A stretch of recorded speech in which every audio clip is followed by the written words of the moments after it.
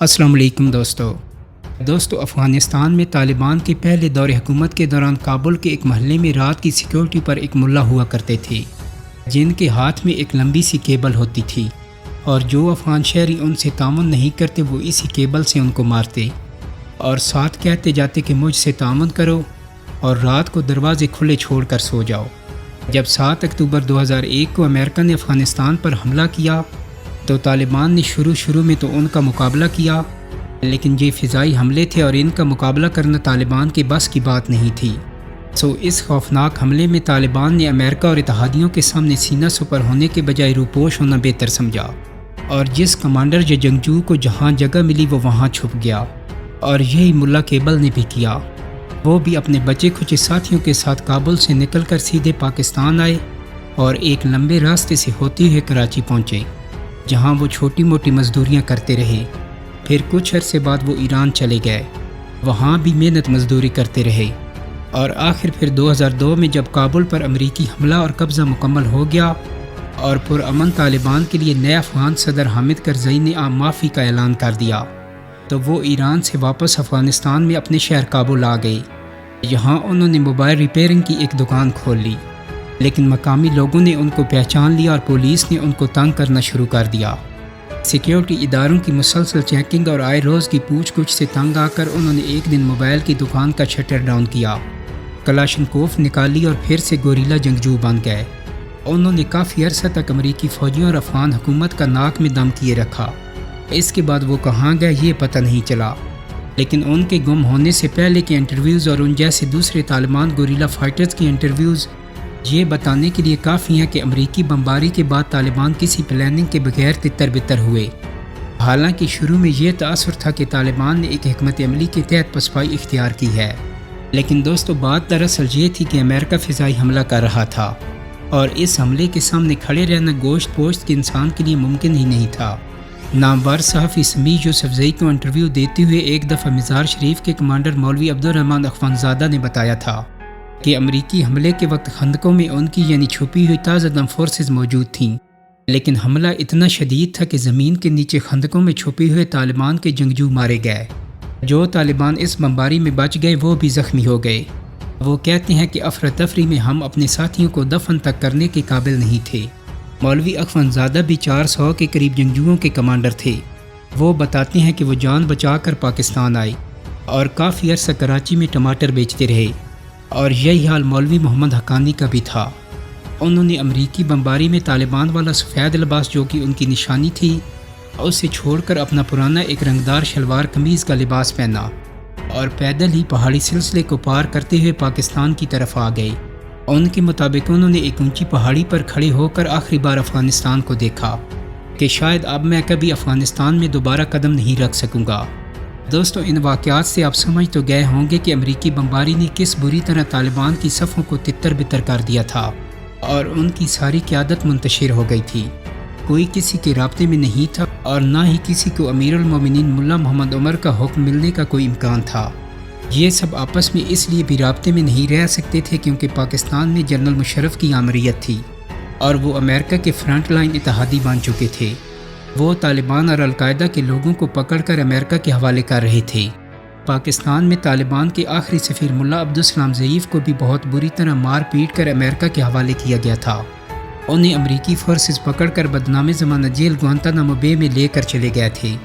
ملا ضعیف نے اپنی مختصر سی سوانح عمری میں اس تشدد کا بہت دکھ سے اظہار کیا تھا، جس میں انہوں نے بتایا کہ ایک طرف امریکی فوجی انہیں ٹھوکروں سے مار پیٹ رہے تھے تو دوسری طرف اس ملک کے سیکیورٹی اہلکار کھڑے تھے جہاں وہ سفیر تھے۔ انہوں نے 2005 میں رہائی کے بعد جو انٹرویو دیا تھا اس میں انہوں نے کہا تھا کہ انہیں گلہ امریکیوں سے نہیں پاکستانیوں سے ہے، جنہوں نے پشاور میں انہیں امریکیوں کے حوالے کیا اور امریکیوں نے انہیں برہنہ کر کے بدترین تشدد کا نشانہ بنایا۔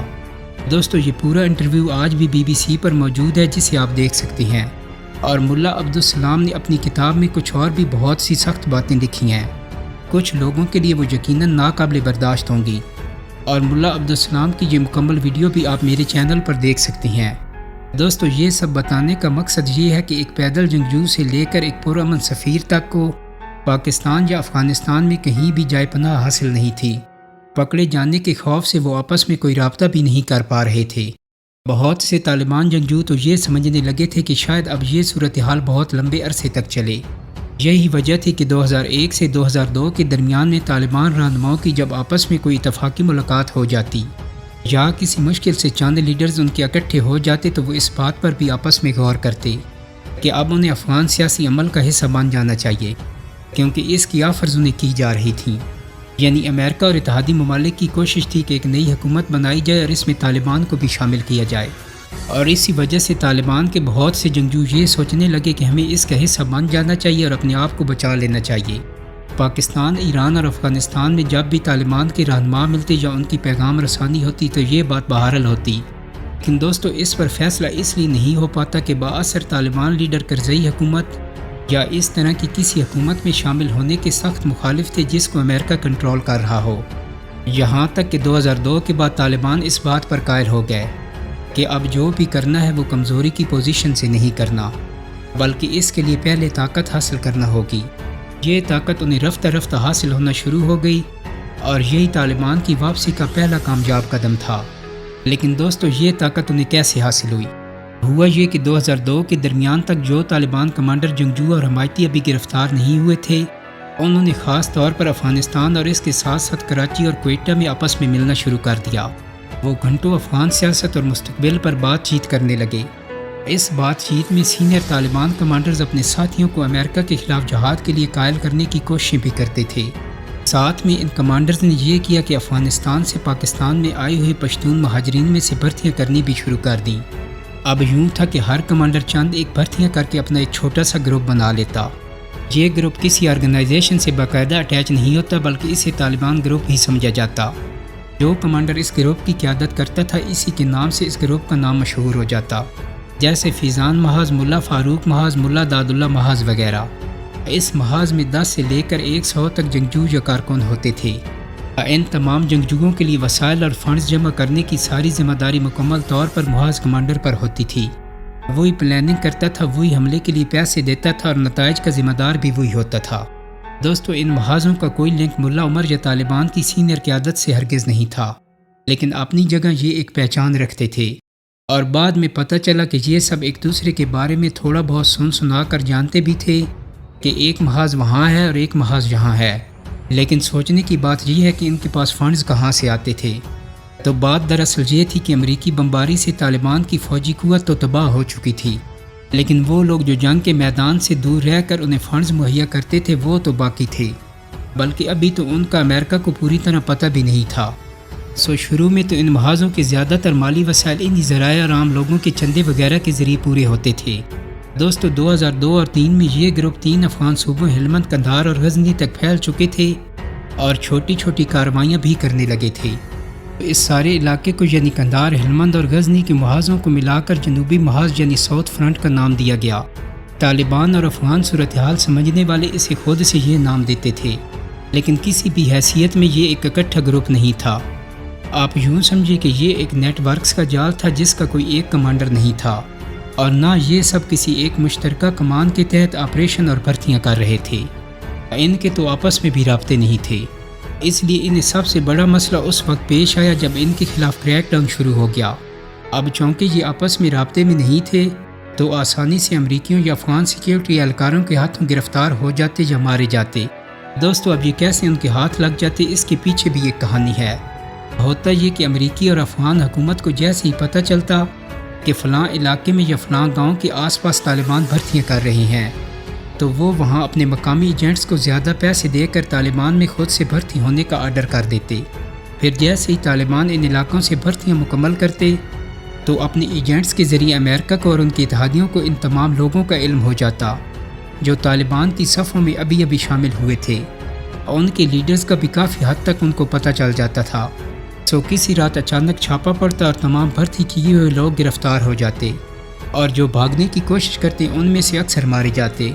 امریکہ اور اس کی تشکیل کردہ افغان حکومت کی اس حکمت عملی کی وجہ سے طالبان کو اپنی ابتدائی کارروائیوں میں بے پناہ جانی، مالی اور جذباتی نقصان ہوا۔ طالبان کی واپسی کی کوششیں بالکل شروع میں ہی اب اس وجہ سے دم توڑنے کے قریب پہنچ گئی تھیں، لیکن پھر بھی یہ کارروائیاں سست ہوئیں لیکن بند نہیں ہوئیں۔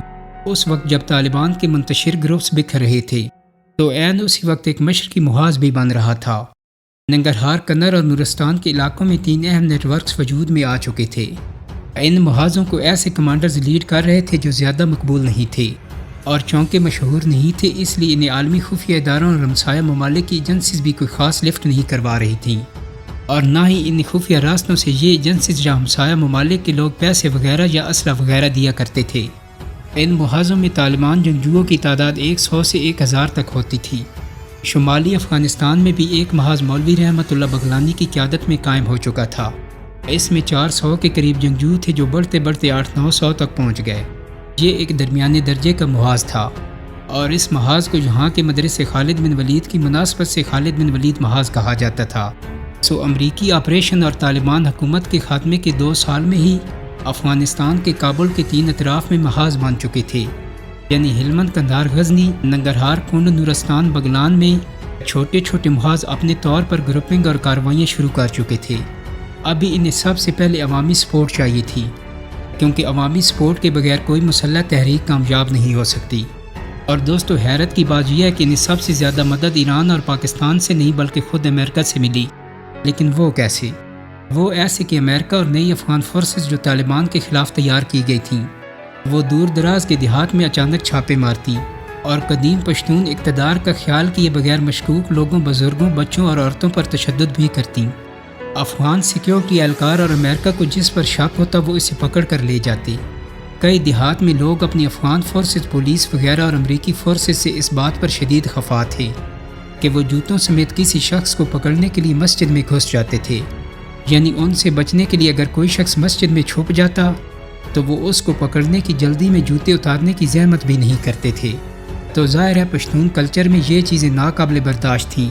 عورت، بچے اور بزرگ پر ہاتھ اٹھانا مردانگی نہیں سمجھا جاتا تھا، لیکن کئی بار آپریشن کے دوران امریکی اور افغان فوجی اس بات کا خیال نہیں کرتے تھے، اور جس پر شک ہوتا اس عورت، مرد اور بچے پر بندوق تان کر اس کو سخت برا بھلا کہتے تھے۔ اب اس بات کو وہاں کے مقامی لوگ بے پناہ مائنڈ کرتے، اور صرف یہیں پر بات ختم نہیں ہوتی تھی۔ اس سے آگے ایک اور پریشان کن مسئلہ بھی ہوتا تھا۔ افغان اور امریکی فورسز مقامی لوگوں سے سختی سے تو پیش آتی تھیں، لیکن اگر اس گاؤں میں کوئی چوری چکاری ہو جاتی، ڈاکہ زنی ہو جاتی یا کوئی قتل ہو جاتا تو انہیں فوری انصاف نہیں ملتا تھا۔ گاؤں کے لوگوں کو مہینوں تھانوں اور عدالتوں کے چکر لگانے پڑتے تھے، اور پھر بھی نتیجہ کچھ نہیں ہوتا تھا۔ دوستو، اب یہی وہ پوائنٹ تھا جہاں طالبان کو بالواسطہ سب سے زیادہ فائدہ ہوا۔ طالبان کے چھوٹے چھوٹے محاذ جن کا ہم آپ کو بتا چکے ہیں، وہ دیہاتیوں کے پاس ایسے مسائل حل کرنے کے لیے پہنچ جاتے، ان کے لیے عدالت لگاتے اور شریعت کے مطابق فوری فیصلہ بھی دے دیتے۔ اسی دوران وہ اپنے مجرم بھی نامزد کرتے، امریکیوں کی مدد کرنے والوں کو بھی گاؤں میں تلاش کر لیتے، چوروں اور ڈاکوؤں سے گاؤں والوں کی حفاظت بھی کرتے، یا پھر وہ ایسا کرنے کا کوئی نہ کوئی بندوبست کر دیتے۔ دوستو، دیہات کے یہ لوگ مذہب اور پشتون ویلیوز کو بہت زیادہ اہمیت دیتے تھے۔ اب جب ان کے بچوں کو طالبان کی مبینہ مدد کرنے کے الزام میں افغان پولیس فورس پکڑ کر لے جاتی تھی تو ان بیچاروں کو گھر کا سامان بیچ کر پولیس کو رشوت دینا پڑتی تھی کہ ان کے بچوں کو مارا نہ جائے اور ان کو چھوڑ دیا جائے۔ بہت سی ایسی مثالیں ہیں کہ لوگ اپنی موٹر سائیکل بیچ کر مقامی پولیس افیسر کی جیب گرم کرتے تھے، جس کے بعد ان کے بچوں یا بزرگوں کو چھوڑا جاتا تھا۔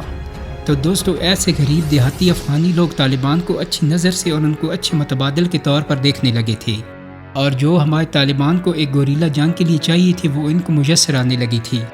اب وہ ہر رات اس طرح کے دور دراز کے دیہات میں چکر لگانے لگے تھے، جبکہ امریکی فورسز اور افغان پولیس مدد کے لیے ہر وقت موجود نہیں ہوتی تھی۔ لوگوں کی فوری مدد کا جو امکان تھا وہ طالبان کے ذریعے پورا ہو رہا تھا۔ پھر جن بزرگوں اور عورتوں پر امریکی اور افغان فورسز تشدد کرتی تھیں، ان کے نوجوان بچے اور بڑے طالبان سے مل کر امریکیوں اور یہاں تک کہ افغان پولیس سے بھی بدلہ لیتے تھے۔ دوستو، یہ وہ ابتدائی وجوہات تھیں کہ جن کی بنیاد پر طالبان کو اپنے سپاہی اور اپنے جنگجو ملنا شروع ہو گئے۔ دوستو، امید کرتا ہوں کہ میری آج کی ویڈیو آپ کو پسند آئی ہوگی۔ اگر ویڈیو اچھی لگی ہے تو اس کو لائک اور شیئر کر دیں۔ میرے چینل کو سبسکرائب کرنے کے ساتھ ساتھ بیل آئیکن کو بھی کلک کر دیں تاکہ آپ کو میری آنے والی مزید ویڈیوز کے نوٹیفیکیشن ملتے رہیں۔ بہت جلدی ایک نئی ویڈیو کے ساتھ ملاقات ہوگی۔ اپنا بہت سارا خیال رکھیے گا۔ اللہ حافظ۔